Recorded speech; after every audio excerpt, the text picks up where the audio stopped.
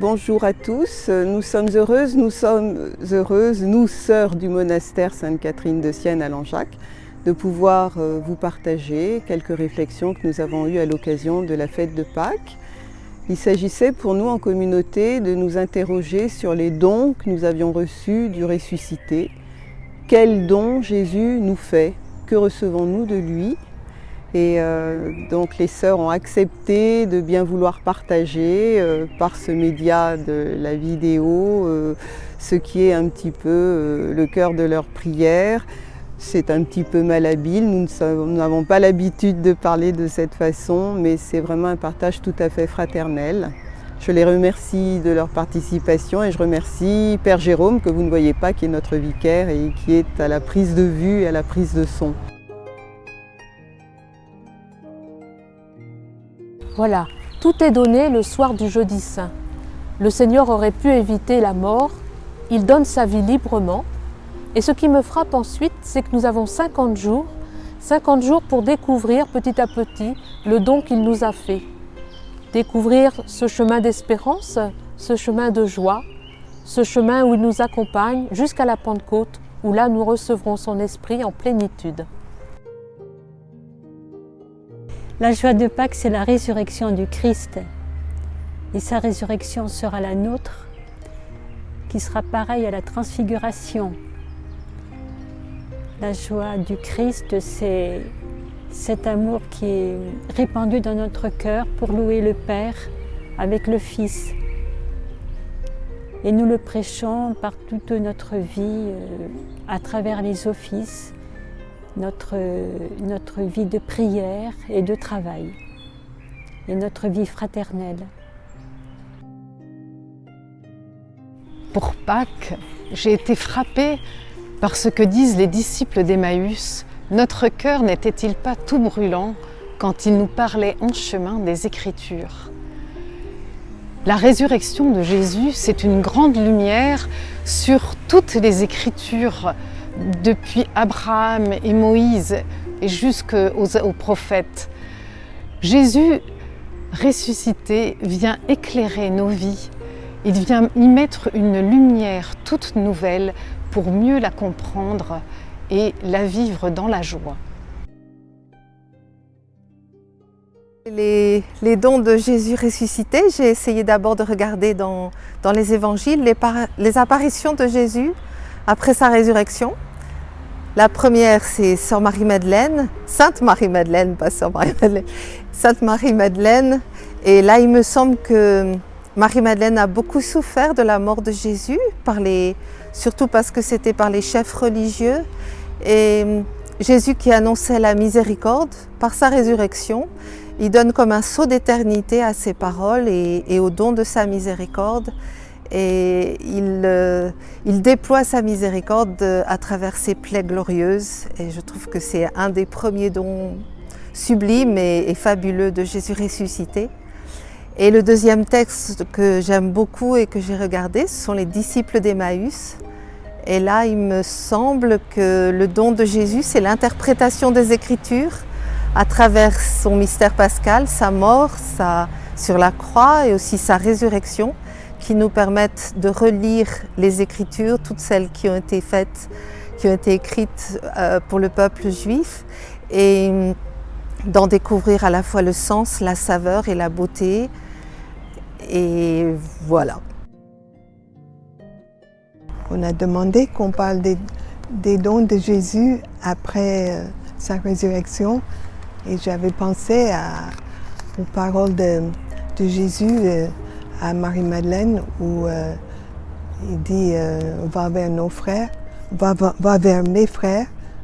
C'est-à-dire qu'il disait avant, il avait dit avant serviteur ou ami, maintenant il dit frère, donc frères et sœurs. Et dis-leur, je monte vers mon Père et votre Père, vers mon Dieu et votre Dieu. Il nous a ouvert la porte du ciel par son obéissance au Père et il nous prépare une place.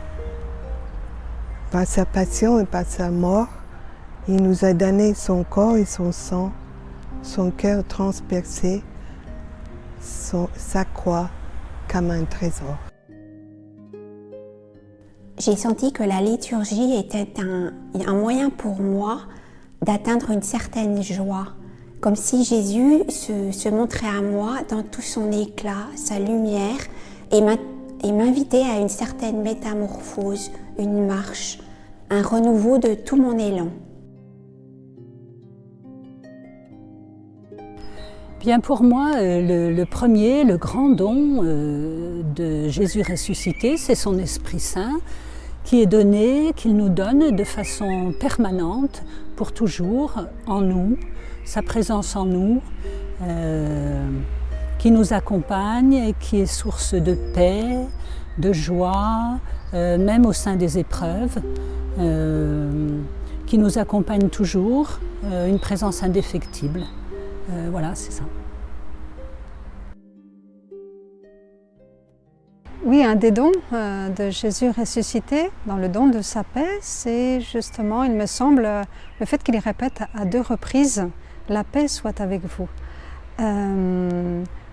Finalement, je pense que nous avons besoin de répétition, parce que nous avons besoin d'être assurés, rassurés, aimés, visités par le Seigneur. Et c'est lui qui est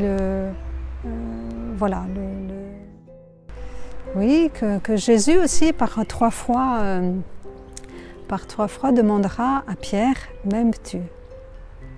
Et par 3 fois, Pierre répondra son amour à Jésus. Et l'amour a besoin de dire, de redire, et d'entendre, oui, bien sûr, d'entendre. Et d'ailleurs, on peut répondre que s'il y a un dialogue, une confiance, un rapport d'accueil. Bien, bonjour. On nous demande parfois comment on vit le temps pascal. Bien, moi, cette année, je me suis arrêtée sur le thème de la porte. C'est-à-dire, Adam, avec son péché, il nous a fermé la porte du ciel, c'est-à-dire il nous a séparés de Dieu. Et la résurrection de Jésus a rouvert cette porte et nous sommes devenus à nouveau, nous avons de nouveau la possibilité de rencontrer Dieu. Et il nous donne à ce moment-là sa vie en plénitude. Et il nous donne aussi ce que, maintenant c'est la vieillesse qui commence, je me suis arrêtée sur la résurrection des corps, il nous donne la vie éternelle, la vie de maintenant et la vie de toujours. Et alors là, je me suis aussi regardé, j'ai regardé le corps, la porte de Jésus, le cœur de Jésus qui est ouvert. Et c'est cette porte qui, dans la foi, on peut être à la source de tous les dons de Dieu, bon, spécialement du Saint-Esprit, mais qui est aussi le lieu aussi de notre accueil, de l'amour de Dieu pour tous les hommes. Voilà. Alors pour moi, le